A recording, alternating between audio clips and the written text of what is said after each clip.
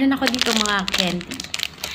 Wala lang, namiss ko lang kasi siya. Ayan, maraming mga candy dito. So, magkakainin natin. Pero yung gustong-gusto ko talagang candy. Alam nyo ba yung candy na kapag inilalagay mo siya sa bibig mo, sa dila mo, yung may pumuputok-putok, namiss ko siya.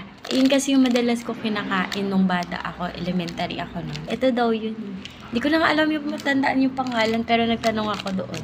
Kasi sa binilahan ko, sabi ko, ano, meron pa ba nun? Yung mga ganon, na ito daw yun. So, yeah, subukan natin. Sarap talaga. Yan, pumutok-putok siya sa dila. Nakakatuwa.